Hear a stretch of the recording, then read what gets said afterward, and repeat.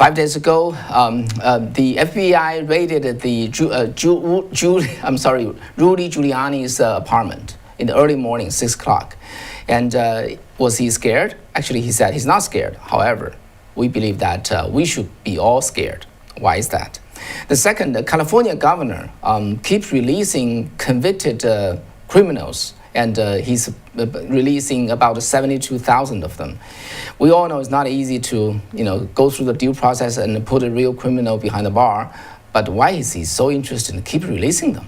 What is the reason? Indeed, what's the reason behind that? That's another thing we need to answer. The third one is today is the World Press Freedom Day. We actually will have a live interview. Okay, we'll have a journalist connecting from Hong Kong and share with you her, what's happening there. Yeah, what's happening to her, and very, very tough experience. And please stay with us. And I'm your host, Wei Fang. I'm Kathy Zhang. You're watching Sound of Hope, Sound of Hope News. Yeah, glad to have you. Yeah. Okay, now let's talk about Rudy Giuliani's story. Mm-hmm. So basically, it has been 5 days. Now we can piece together all the story and know the details. So let me just review this for you. At 6 a.m. on last Wednesday, Rudy Giuliani's apartment, he's in the upper Manhattan and on the west side apartment, and the door was pounded by people. Bang, bang, bang. The very strong, banging there. And then 7 FBI agents show up, okay?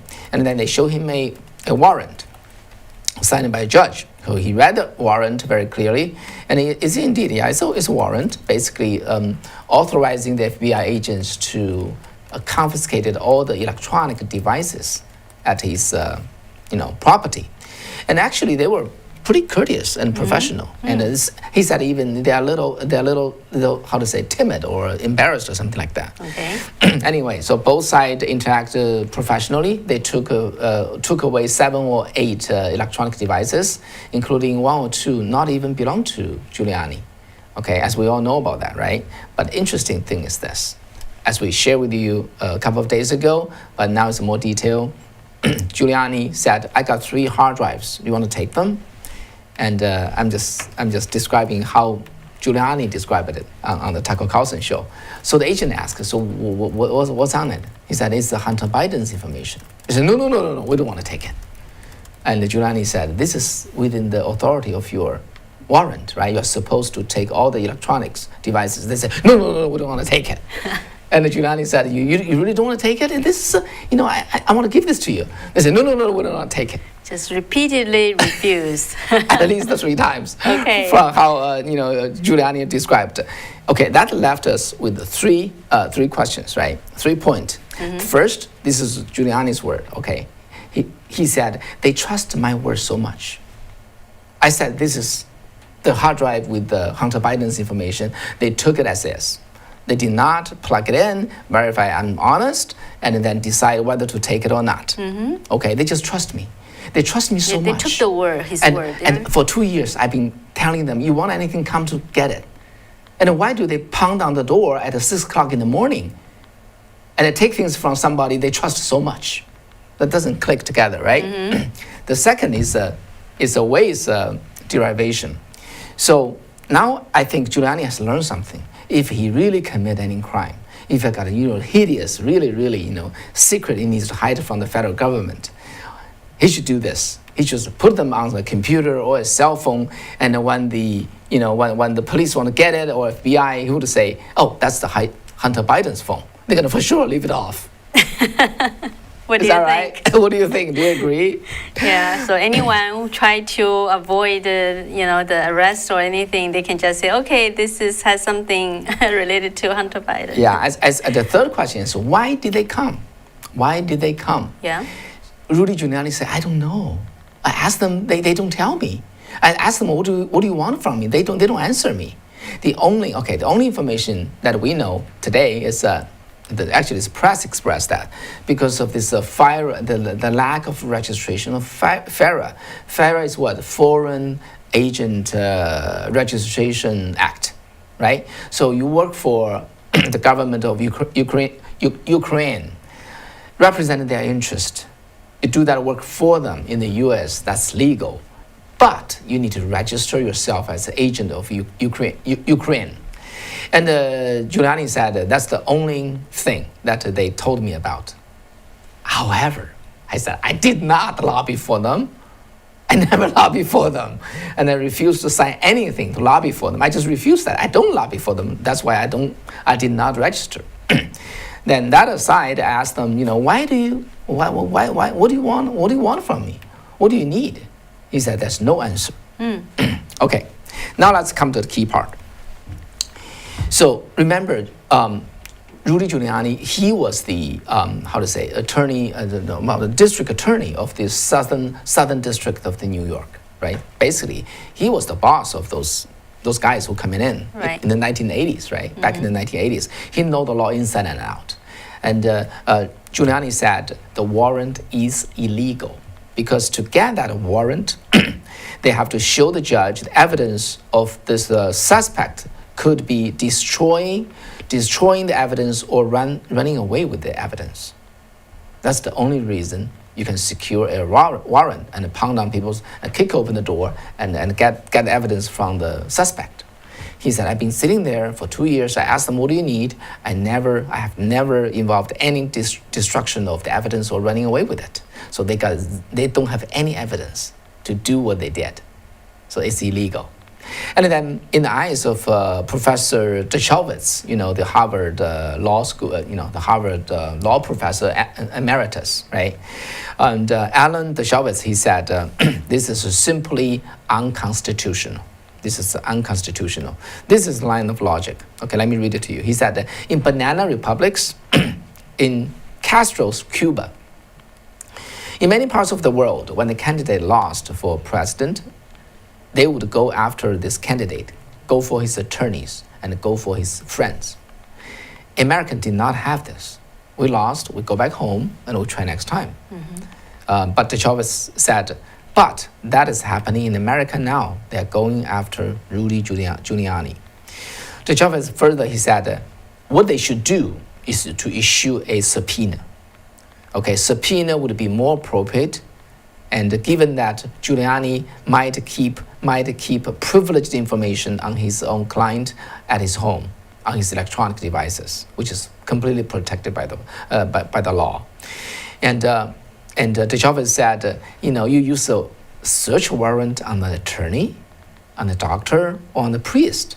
You don't use that. You don't use that. You use a subpoena. You got something to ask them.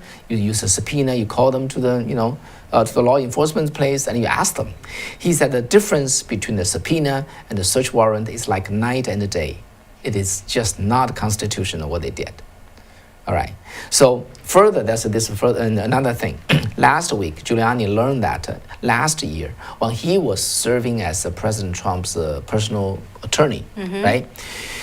FBI broke into his iCloud account and checked his information there. Basically, the client privileged information. The client is President Trump. He said they were spying on me without my consent, without my knowing that. They did not notify me. They just broke into my iCloud account and checked my client privileged information there, basically related to President Trump. And Dershowitz said that gave Giuliani lots of legal argument that he can prevail on in court. So for sure, Giuliani will bring this to the court against the Justice Department. And Dershowitz said he got enough evidence, he got enough argument over there. So anyway, so the takeaway, I don't know, what's your takeaway? Well, I think it's it's telling. I think a lot of people would be, I saw Kitty Hawk's comment. Maybe they are just trying to keep pushing their narrative. Like, for example, bad Rudy Giuliani. I agree that they try maybe just to give impression. I would think that's probably one of the goals they try to reach is to frame as Giuliani has did something wrong. that's some tactic they've been doing to like President Trump and other people. Yeah. And the other thing I think it's really important why we talk about it is not only, Giuliani is a well-known person, he has held important positions before, and also, so I think it's more importantly is if such person can be treated this way, who else couldn't in this, other citizens. So we really, that's why we want to bring up the attention. Yeah. So as we're doing this show, I see the show is already kind of labeled by the by the YouTube. So it says limited monetization. Anyway, let's carry on. Yes, Rudy Giuliani was a former New York mayor, right? And the biggest city in the world, in America. And he was district attorney of the southern New York, and he was the attorney of the president of the United States. And if he received this kind of treatment, how can we feel safe? So I think each of us shall feel scared. While Giuliani, he seems to stay strong. He said, "I'm not a person who can be easily intimidated," but I think we should all feel scared. And and we should speak out and speak out on this issue and share our point of view with other people. And the people should say no at this time. Yeah, I think instead of I think moreover besides scared, I think there's things we how to deal with that. And actually, this is exactly what we will be bringing to you live interview with a Hong Kong reporter who's facing dire situation over there. Everybody knows Hong Kong situation is really, really terrible. But this brave reporter, she's very little. I've seen her before. I worked with her before, actually, quite a few years ago.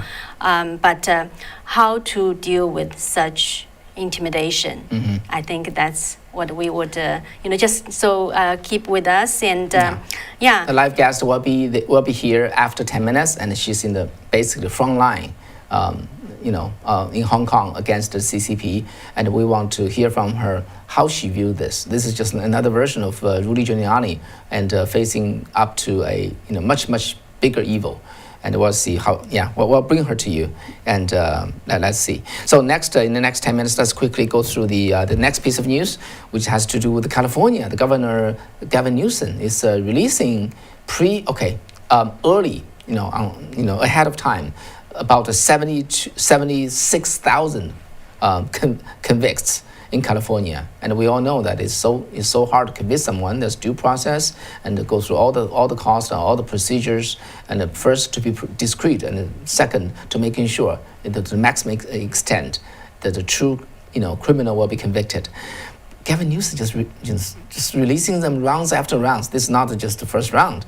And what's going on there, Kathy? Yeah, and also we'll bring to you, have a actually analysis of why the leftists is pushing this movement to reduce the prisoners' numbers in the jails, even empty the jails, and what's behind it.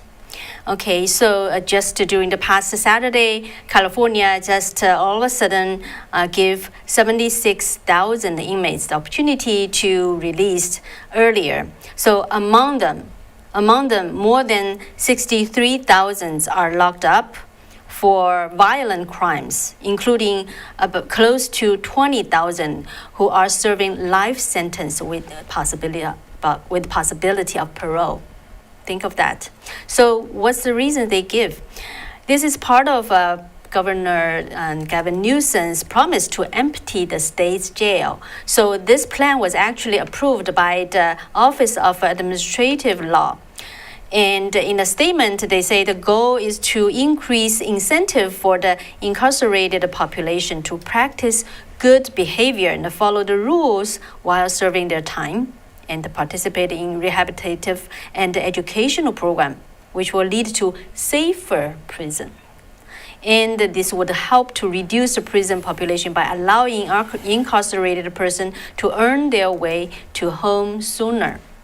So But this plan actually was criticized by experts, including one of them is the legal director of a criminal justice legal foundation, Ken Schediger. And he said the notion that the credits are for good behavior is misnomer. He said you don't have to be good to get good time credits. They could have a useful device for managing the population if they had more teeth in them, but they don't. This basically, it's a giveaway to the criminals. And so like State Senator Jim Nelson, who's former head of the state's parole board, said that this movement will result in more crime. And he commented that Newsom's doing it on his own authority instead of the will of the people, through the elected representatives or directly through their own votes. And he said that he's putting all of us at greater risk.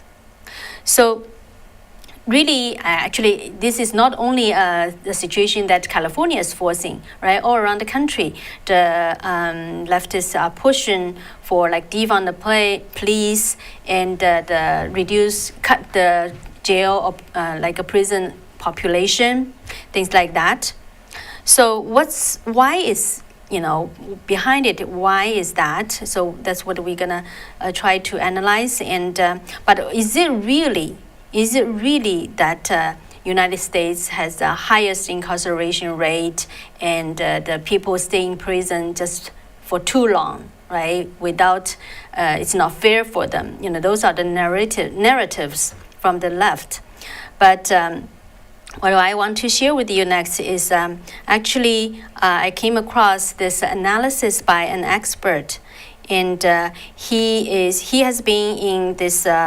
He used to serve in the Department of Justice, the crime prevention, and let me find his name. Is let me see. Yeah, he's. Yeah, I can't find his name right now. Yeah. So but very quickly, yeah. So his name is Leonard Spices. Okay. So he said that actually you share with you his kind of a conclusion first. He said actually in the United States, most of the prisoners, most offenders in prison serve 2 years or less. And the most violent offenders serve less than 3 years. Yeah, I didn't know that until I heard it from Kathy in my last show. Yeah, go ahead. Yeah, so he said that he based this on the data from the DOJ. Okay, it's the Bureau of it's from the DOJ's bureau, and so in more details. 58% states male offenders are currently serving sentence for violent crimes. Okay, so the reason, according to him, and based on this data, is that why there are so many incarceration, because 58% male offenders are all committed a violent crime. And that it doesn't even include some like a criminal history. So the rate actually should be higher. Yeah, but then the overwhelming majority of those who return to prison are because of they committed new crimes. All right. So for example, 68% prisoner released were arrested for a new crime within 3 years of release, and 77% were released within 5 years. And 2/3 of the offenders released from state prison in 2018 served less than 2 years in prison before their initial release. Yeah, and the average time served by state prisoners released in 2018 from their date of initial admission to their date and the initial release was 2.7 years. Wow. So that really tells, and the prisoners released from state prison in 2018 served an average of 44% of their maximum sentence length before their initial release. So what this means is that actually in the United States, the criminals, they are really serving very minimum terms in prison. Okay, and but what about the narrative of the United States incarcerate more offenders than most of the countries? So he's very interesting. It's interesting that he mentioned like in Xinjiang. We all know in China the CCP government incarcerated those 1 million Uyghurs, 1 million, more than 1 million people. But in CCP government's data, they don't include that data into their incarceration rate, right? So he said, in most of those totalitarian regime, the incarceration rate must be higher. And actually, according to the Bureau of Justice Statistics, in United States, between end of 2018 to 2019, just 1 year, the total prison population actually did not increase, but rather decreased 2%. Okay. So the narrative of those are actually not true. So his conclusion was that there's nothing wrong with making sure that the right offenders go to prison for the correct reason, serving sentence that anyone would perceive as appropriate. But the data indicate that based on criminal history and the seriousness of the crime, most offenders in prison are there justifiably. However, the myth of staying in prison for unreasonable amount of time, it's just a myth. Yeah. Yeah. And in the name of lower the incarceration rate to empty the prison some more, and the end result is that those people just recommit the crime and they come back again, just like a rotating window, right? Rotating door. Yeah, in that sense, you release people early. The end result is they commit more crime because they feel, well, it's not that big a deal. Yeah, and it won't really reach the goal of their objective of reducing the prisoners' population. Yeah. So anyway, so why did they do that? Still, I think Kathy analyzed that more in depth as what's behind it. But still, this fundamental question is why? It's just against common sense. However, I just share with you that my point of view and in relation to my experience in China, the Chinese communism. Okay, because two versions of communism, the U.S. and the China, they just same type of thing and the same genes. Everything's wrapped up in a very, very good term, okay? Very good packaging. We need to be kind to those criminals. We need to give them second opportunity. We need to wipe out their criminal history so that they can find a job. The end result is they send the wrong message. They let those small criminal become big criminal because it's so easy to get away from the punishment. And then in the meantime, they said we defund the police. Okay, they found any fault with the police and they exaggerate that. My viewers ask me, so why did they do that? Isn't this also their America? Why did they do that? Let me share you my point of view. Okay, I want to know that whether you believe what I said. If you don't, that's just fine. I want to know that how convincing my argument is, including if it's not convincing. This is indeed my point of view. Because a well-structured society of the United States cannot be easily, the power of a well-structured America cannot be usurped easily. So they have to destroy the pillars of our America, including family, including church, including school, political institution, and our police.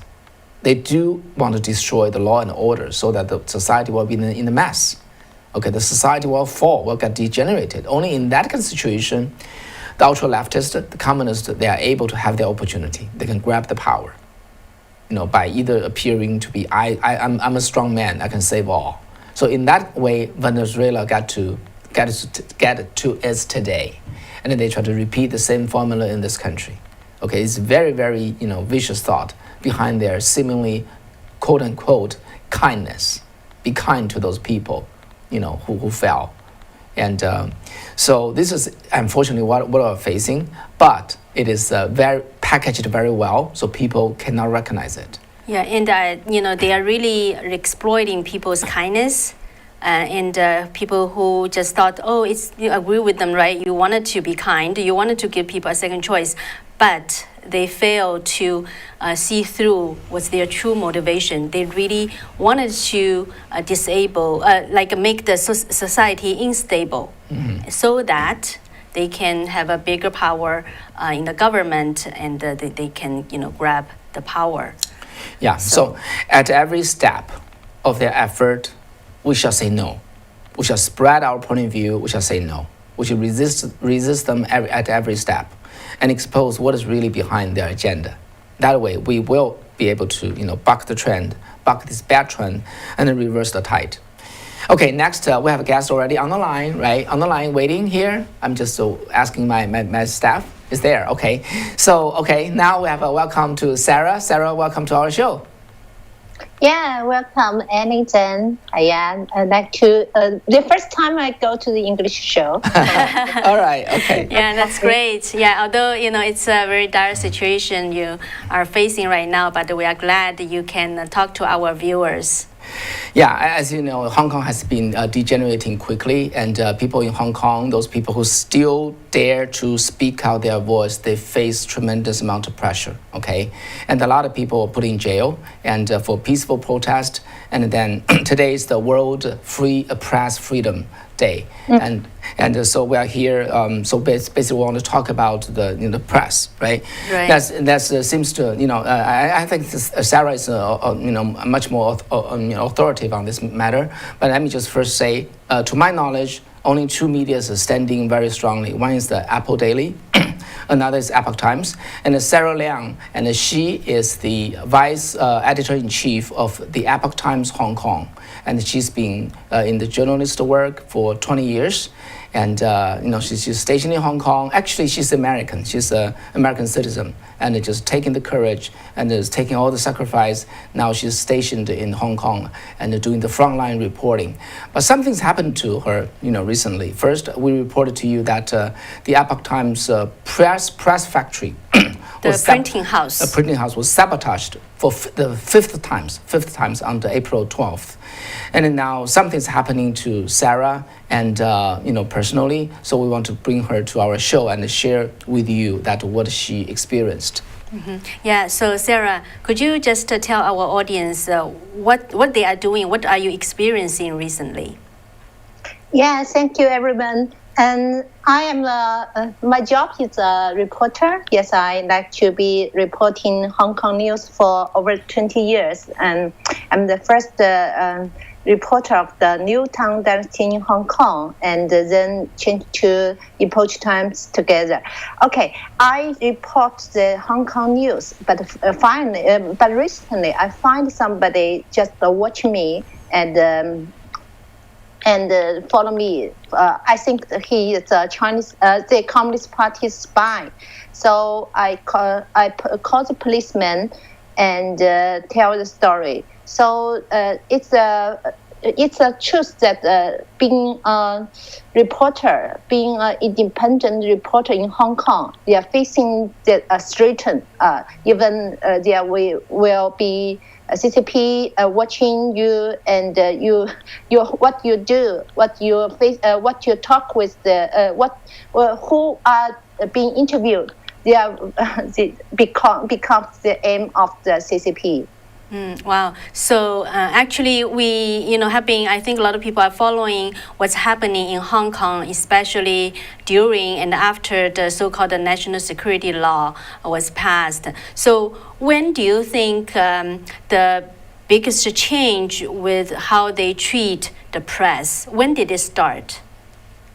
I think since the last year, July.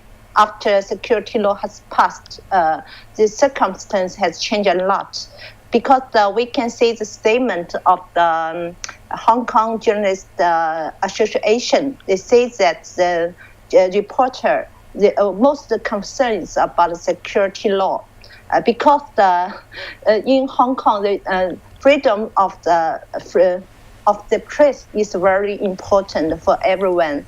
So we can do a lot for reporting. We can choose the different topic.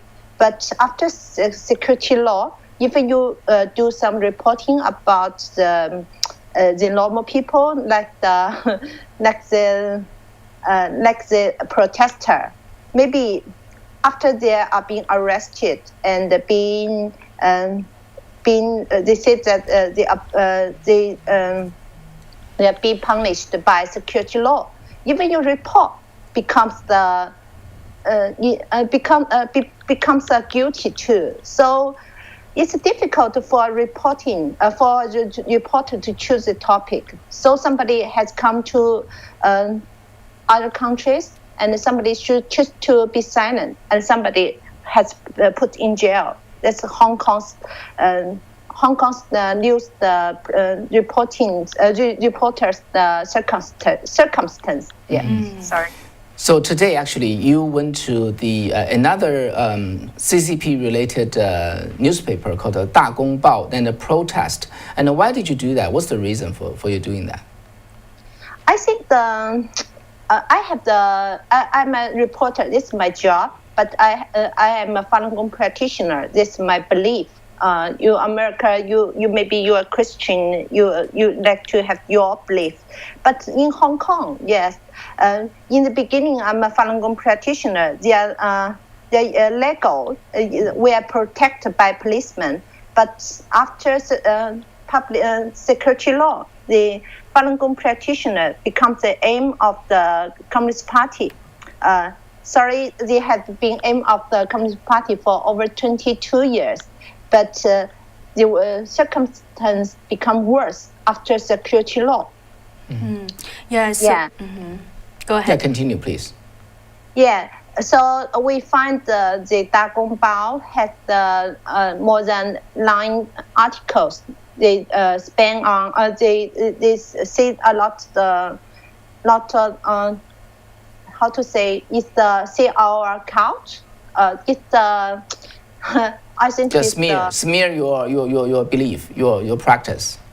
Yeah. I think that's a big problem. We should to go to the 大公报 to tell the truth, because it's not it not only aimed at me, but also to the Falun Gong practitioner, not just Hong Kong. Maybe they will Communist Party will first destroy Hong Kong's Falun Gong practitioner, then over the whole world. So it's a big case. I think it's very important. Mm-hmm. Yeah. So Sarah, since you've been followed and harassed, and so how did that make you feel? Are you scared? Or how do you feel? Yeah, I don't think that I feel uncomfortable, frankly, because I'm from China. Yes, I think that China, everybody, they will keep the people, the relationship with like enemies. Yes, sometimes they will think it's not safe. But in Hong Kong, mostly time I feel safe, but now I don't feel safe. It's a problem. Mm-hmm. So I need to watch the different people who watch me or not watch me, and need to protect myself. It's a problem, I think. But I will choose to speak out, because I think the only the way to protect me and my family, just to tell the world the truth that the CCP is evil, yes, and they put pressure on me. Yeah, I think you kind of answered my next question, but still I want to ask this so that to make it more clear for you to say it. So this discomfort, this insecurity, does that deter you from doing your journalist job? I think for Hong Kong now, I can still do my job. Mm-hmm. But are you afraid? Is it hard for you to do your job? Why don't you choose come back to the U.S.? Just stay low key and stay away from the danger. What's your thinking process?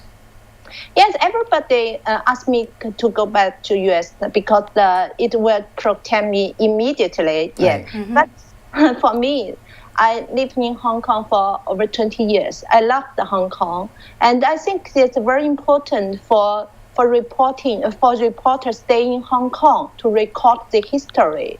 So I choose to stay in Hong Kong because I think Hong Kong needs reporting, and I want to do something for Hong Kong, not for me. That's why I choose to stay in Hong Kong. I don't want Hong Kong change a lot.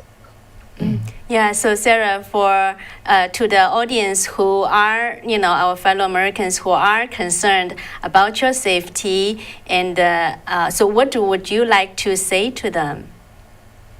I think Hong Kong people can protect me. I wish whoever watch the TV or whether you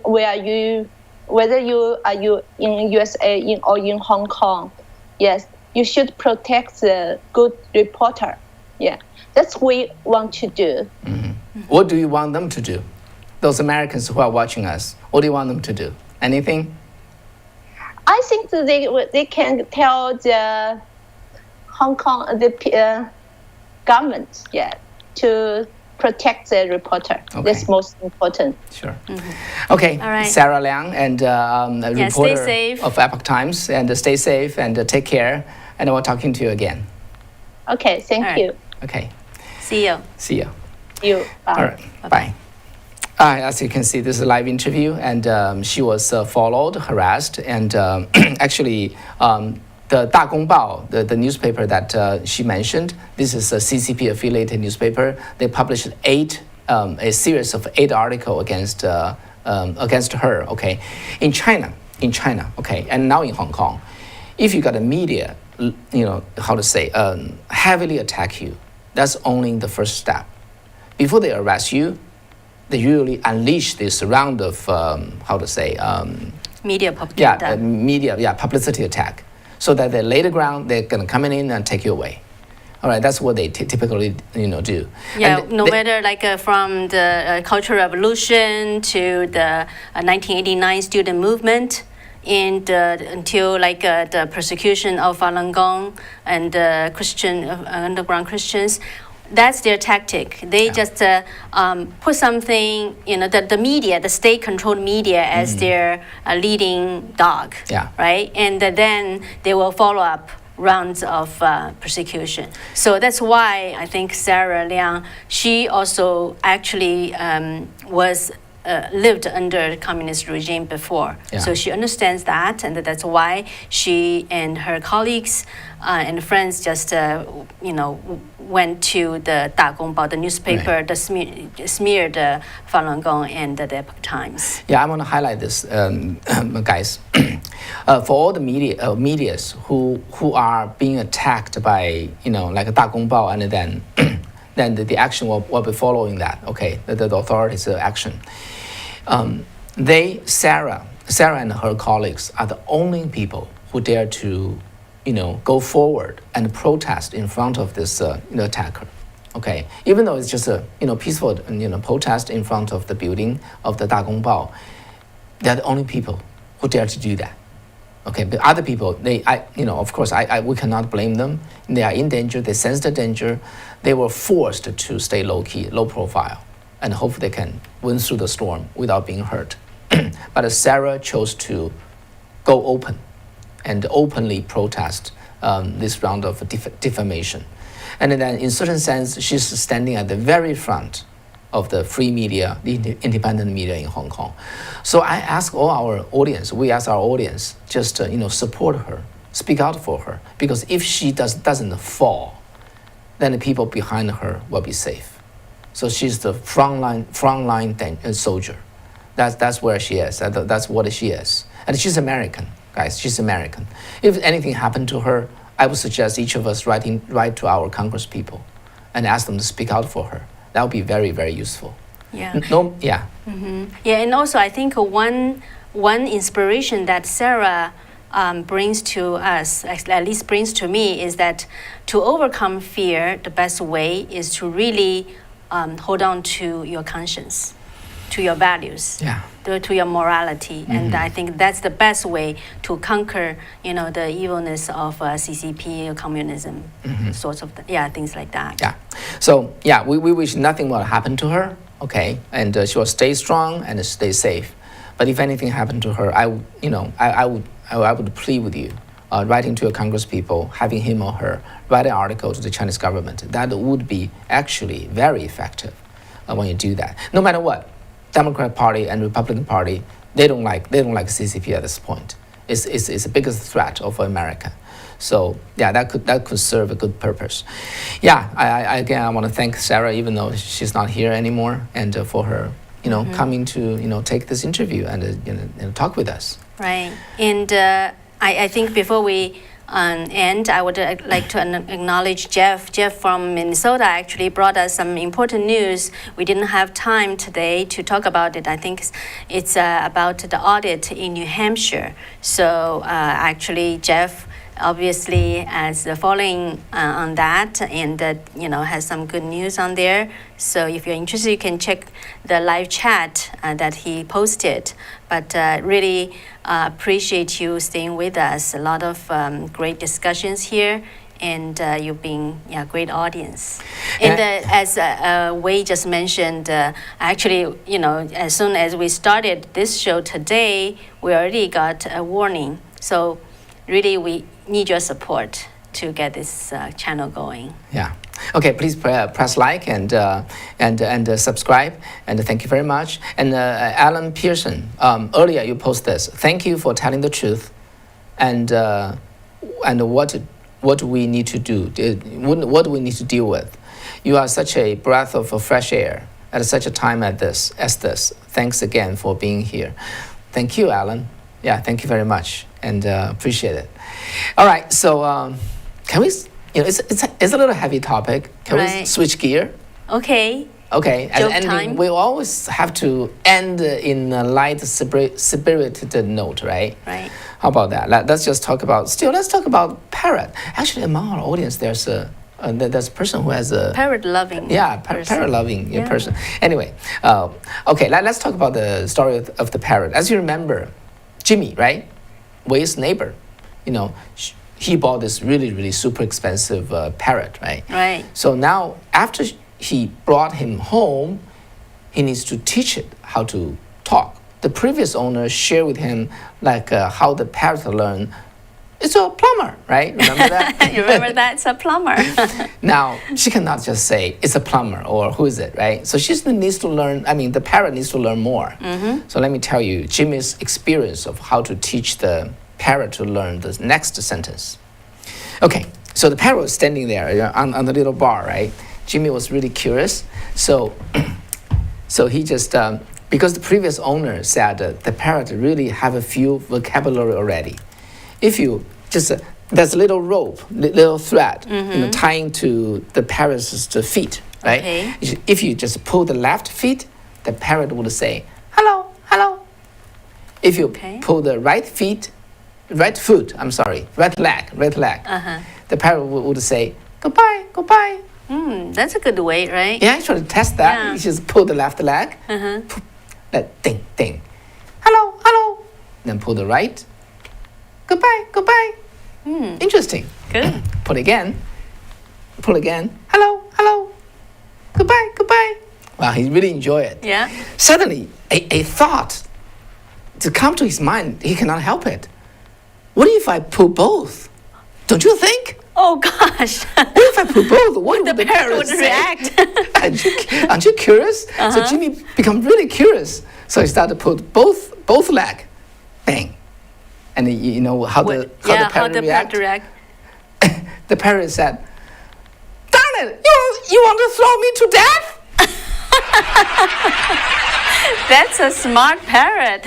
See, Jimmy underestimated the parrot. But if you know that how much further Jimmy underestimated the parrot, stay with our next show. Seems like Jimmy won't regret he spent so much money, $10,000 to buy this parrot. Okay, thank you. Hope that give you a little light spirit, and have a good sleep, have a good night, and until next time. All right, take care. Bye-bye. Bye-bye.